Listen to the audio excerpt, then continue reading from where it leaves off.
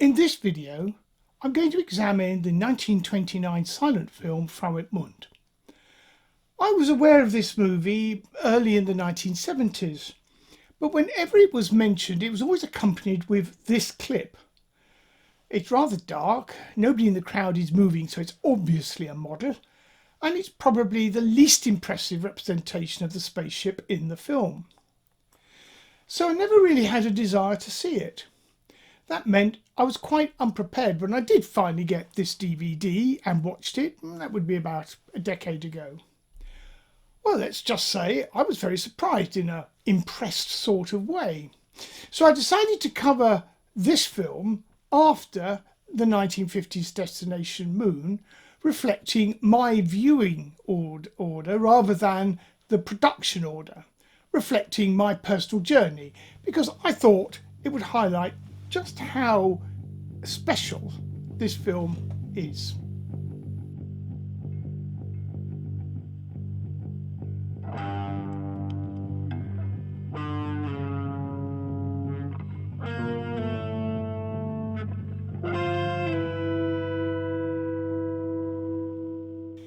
Greetings and felicitations. I'm Mark Hempsell, an astronautical systems engineer. Although popular culture insists on calling people involved with spaceflight rocket scientists, however inaccurate that term is.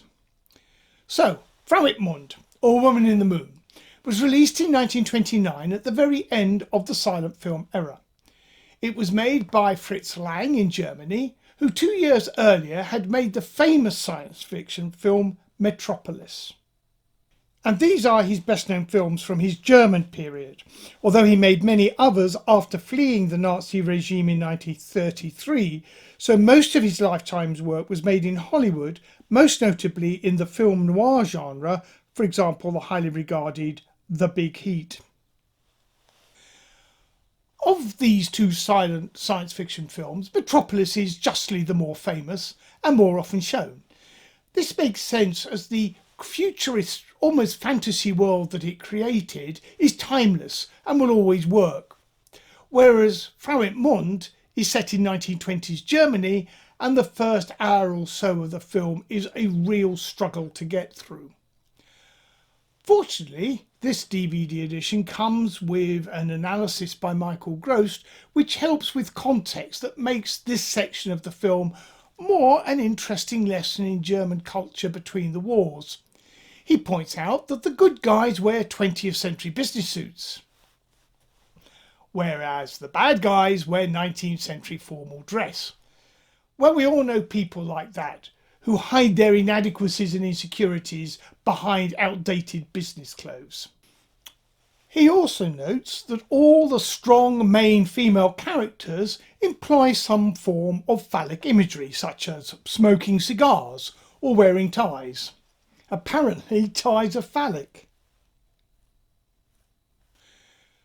Both the screenplay and the novel on which it was based came from Fritz Lang's wife of the time, Thea von Harbu, which could help explain the strong female presence in the storyline, although the film's title is a little misleading, as the woman in the crew is not really the prime focus. The novel was actually entitled The Rocket to the Moon. So yes, once more we're looking at a first man on the moon story, and despite the title it is mostly men. 5 of the 6 crew are male. The main importance of this movie is that it is widely regarded as the first film to seriously look at spaceflight as a possibility that may one day happen, which was by no means a widely held belief at the time. So, to get things right, Lang employed Herman Oberth, a major figure in early astronautics, normally mentioned alongside Konstantin Tsiolkovsky and Robert Goddard as the 3 original visionaries of spaceflight. And he was the first person to get a PhD in astronautics, and he was internationally recognised by the late 1920s. So once again, we're looking at a serious astronautical thinker backing a movie production to get it right. And it was the astronautical accuracy that so impressed me when I finally got to see this film. But full disclosure here, I've not seen the movie more than once since my first viewing. The reason was it was nearly 3 hours long, and it's nearly 3 hours of this. Silent discussions and debates, which makes it a very slow plod. And it's not really redeemed by the acting. The term overacting barely covers it. We're well beyond William Shatner territory here. Beyond the mere overacting into ultra acting, that is, beyond acting into something else. And 2 hours 50 minutes of it is rather difficult to sit through and follow the plot when the conversation lines are fed at intervals of 15 to 20 seconds apart. That's 3 lines of exposition a minute.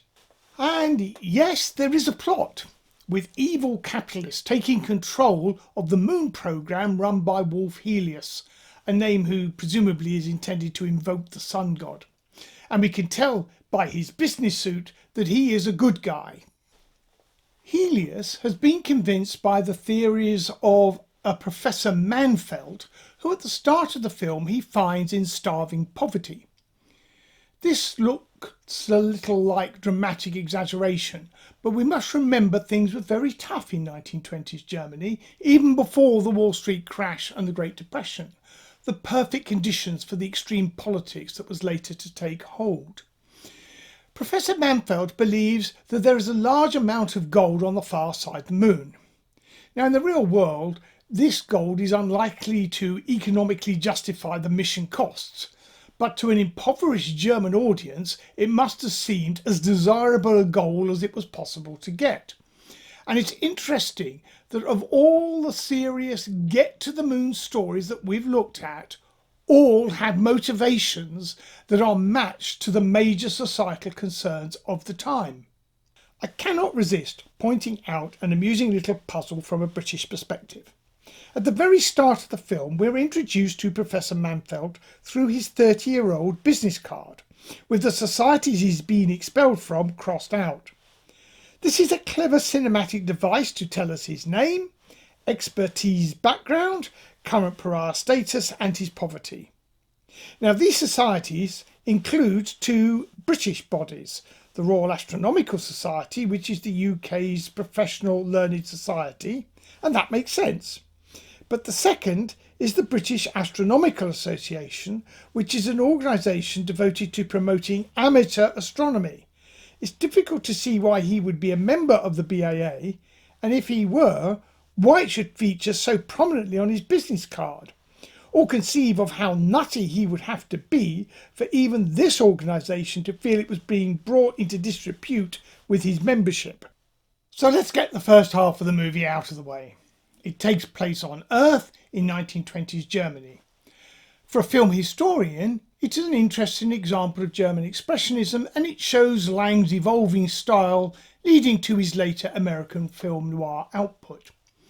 And although there is an art house filter, it has some historical interest in showing post-First World War Germany and the contrasts of wealth and poverty leading to the tensions that would then lead to the rejection of democracy in the 1930s. But as a piece of entertainment, it's less palatable. It's rather difficult to follow the complex storyline, which is rather beyond the ability of a silent film to communicate, although it might have been easier for contemporary audiences who would have been more attuned to silent films and more aware of the social context. It's very slow and, to be frank, boring pace in the first half of the movie is my pathetic excuse for not remembering all the details, including that it had shown Precursor robotic missions. A fact that several of my more awake viewers were so kind enough to point out in the comments on my video on Cosmic Voyage.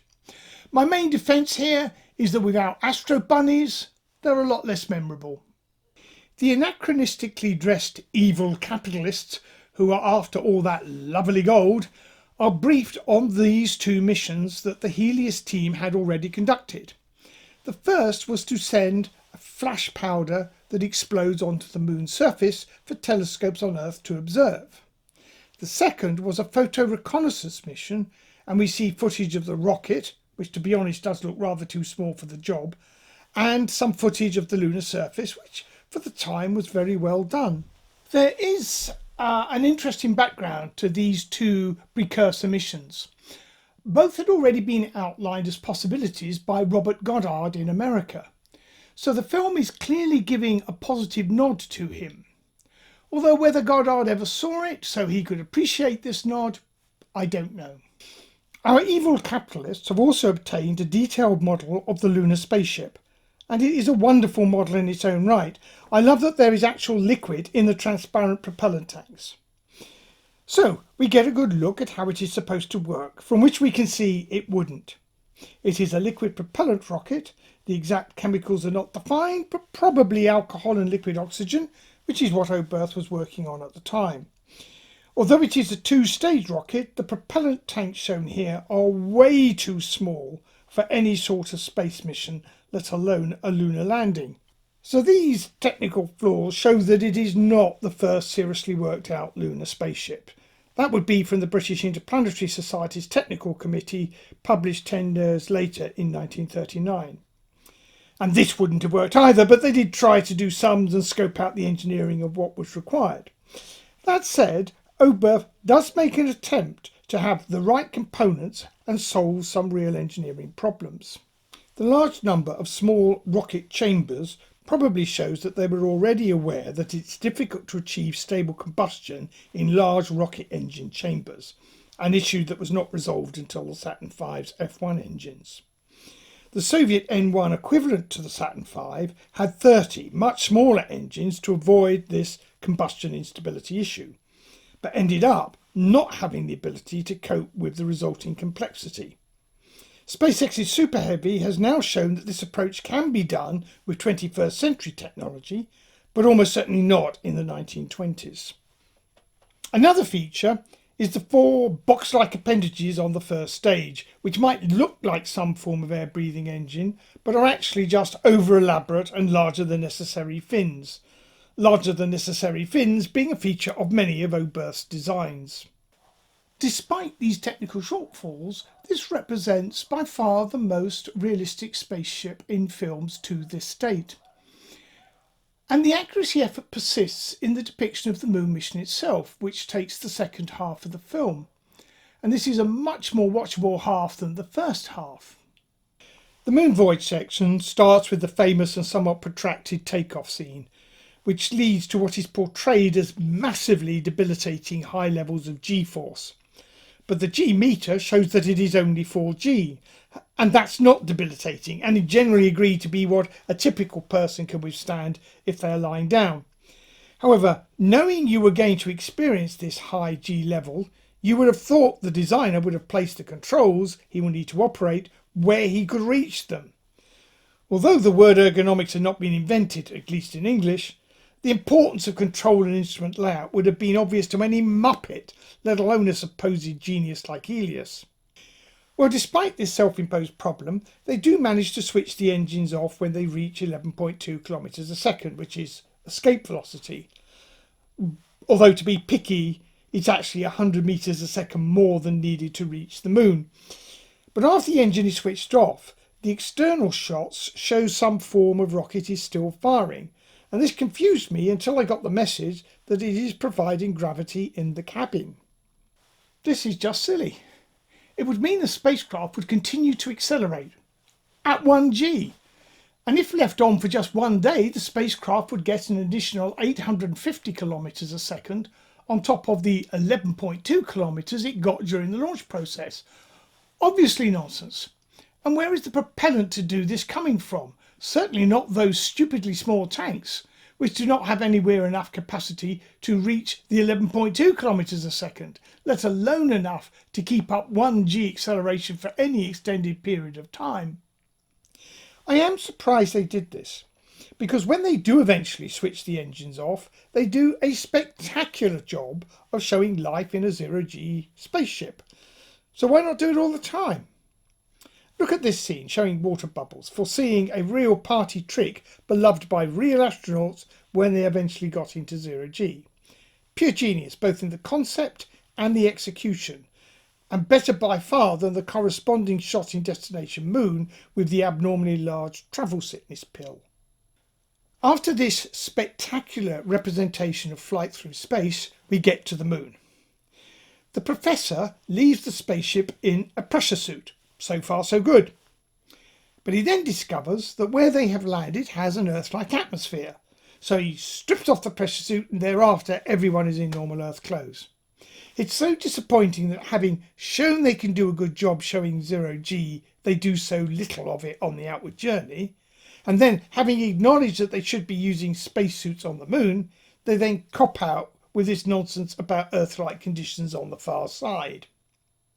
Now, it must be said that despite these shortfalls in realism, at the time, Frau Mond was a massive and innovative leap in cinematic depiction of spaceflight. And for the first time, it was not just a new way to depict a fantasy, but tries to embrace what could be a reality. This is the earliest of the 3 serious films showing a journey to the moon that I've looked at. All were produced in the 21 years between 1929 and 1950, and it's very apparent that the other 2 films had seen Frau Mond. The basic story of all 3 films have the same structure. The scale of the enterprise are similar. All have a serious go at depicting zero-G. All climax with a lunar landing with something going wrong, while avoiding lunar aliens or some such nonsense to spice the plot up. Even though in every case the plot probably could have done with some spicing up. Anyway, which of these 3 films is the best? I'm afraid at the bottom I would place Destination Moon. It's not that it's bad, but it seems to just comprise of a few effects and actors miming when they can remember. But most of the time I find it unconvincing. I would put Frau Mond second, as the microgravity is more consistent and believable, that's when we have it, and with plus points for the zero-G water. But the cop-out when reaching the moon, that was a big disappointment. So I would argue for the Russian cosmic voyage as being the best attempt at showing the reality of spaceflight, both in microgravity and on the moon. I get the impression that it was consciously trying to better Frau Mond, and I think it succeeded. But for me, the icing on the cake with Cosmic Voyage is that the astronauts are shown actually enjoying the experience, the way we know real astronauts actually do. But that aside, the fact of it being first, and that it was made in Germany, means that Frau Mond had a clear and measurable impact in a way that very few other films have managed. Herman Oberth was a member of Verein für Raumschifffahrt, and that society as a whole had been being involved with the technical support for the film. Now, one enthusiastic fan of the film was a young Wernher von Braun, who had already developed a fascination for the potential of rockets and spaceflight. He saw the film several times and was captivated by its vision. The film was partly responsible for his joining the Verein für Raumschifffahrt in 1930, becoming one of its leading engineers while he got his degree in mechanical engineering. In discussing his film with a friend, he wondered if Helios was based on Wernher von Braun, and I pointed out that Wernher von Braun was 16 when this film was made. He said, but was von Braun based on Helios? And looking at photographs taken in the 1940s, I think he might have a point. Certainly, this film was part of the spiritual background of the German rocket community, as shown by the tail art on one of the test V2 rockets. But the link with the increasingly military German rocket development program led to problems for the film. In 1933, the movie was banned by the German authorities, who were concerned that it highlighted the reality of large liquid propellant rockets, which the German army was beginning to invest real money in. Of course, there's almost nothing of technical value in the film. The real risk by banning it is that they signal the importance of the general technology area, raising interest in something that otherwise would have gone unnoticed. But I guess they'd never heard of the Barbara Streisand effect. However, in this case, the banning of the film went as unnoticed as the rocket developments themselves.